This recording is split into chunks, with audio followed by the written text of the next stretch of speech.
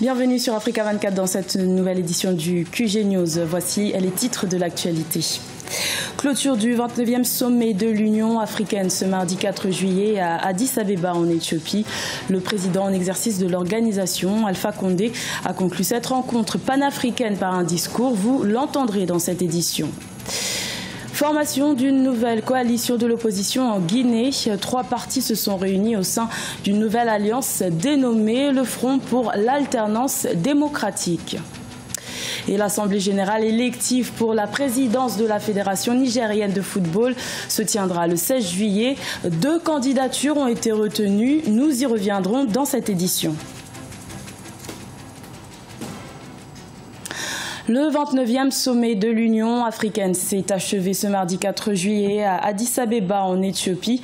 Pour ce 2e sommet de l'année, plusieurs sujets d'actualité majeurs ont été abordés comme la réforme du fonctionnement de l'organisation, son autonomie financière, la question de la sécurité en Afrique, mais aussi l'avenir de la jeunesse africaine. Des échanges salués par le président en exercice de l'Union africaine, Alpha Condé. Je vous propose de l'écouter. Nous voilà au terme de ces travaux de ce 22e sommet des chefs d'État et de gouvernement de notre Union.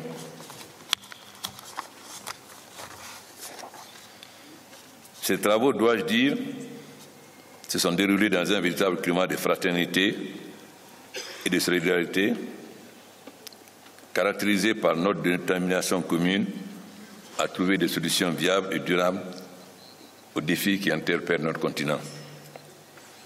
J'ai été particulièrement encouragé par l'engagement résolu de chacun et de tous à aller de l'avant pour renforcer non seulement la crédibilité de notre continent, mais surtout lui assurer une part de choix sur l'échiquier international.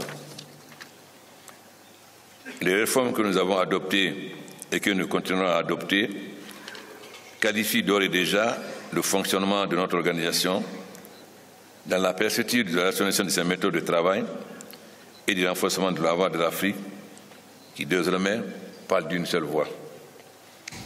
Également dans l'actualité, Djibouti a profité du 29e sommet de l'Union africaine pour interpeller l'organisation sur le conflit frontalier qui l'oppose à l'Érythrée. L'Union africaine a appelé les 2 pays à la retenue et s'est engagée à déployer une mission dans cette zone de conflit. Rappelons qu'il y a 2 semaines, le Qatar, qui maintenait la paix dans cette zone, a retiré ses troupes suite à la prise de position de l'Érythrée et de Djibouti en faveur de l'Arabie saoudite dans le conflit diplomatique qui les oppose. En Guinée, le paysage politique se diversifie. 3 partis d'opposition ont acté leur union le 3 juillet en formant une nouvelle alliance dénommée le Front pour l'alternance démocratique. L'objectif étant d'optimiser leurs chances de remporter les prochaines élections locales, législatives et présidentielles. Le point dans ce reportage d'Emmanuel Milimono. Anciens alliés du parti du chef de file de l'opposition, les leaders Aboubacar Silla de l'Union des forces du changement, Jean-Marc Teliano du parti du Rassemblement pour le développement intégré de la Guinée RDIG et Mokhtar Diallo des Nouvelles Forces démocratiques ont décidé de créer une nouvelle alliance au sein de l'opposition. Le Front de l'alternance démocratique est désormais la nouvelle bannière sous laquelle ils participeront aux prochaines consultations électorales. Nous avons décidé ensemble de mettre en commun nos moyens pour non seulement aller ensemble aux prochaines consultations électorales, mais pour défendre ensemble aussi les valeurs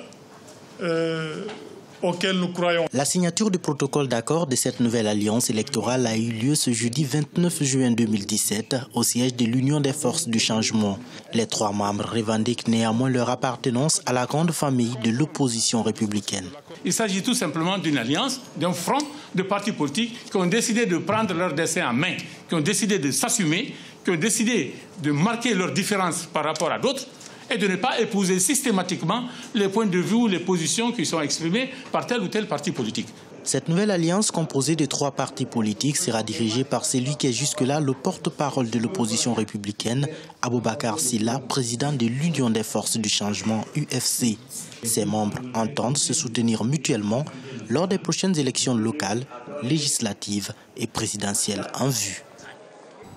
Dans le reste de l'actualité, en Algérie, le ministère du Travail, de l'Emploi et de la Sécurité sociale a annoncé la création de 1200 petites entreprises entre le 1er janvier et le 31 mai 2017.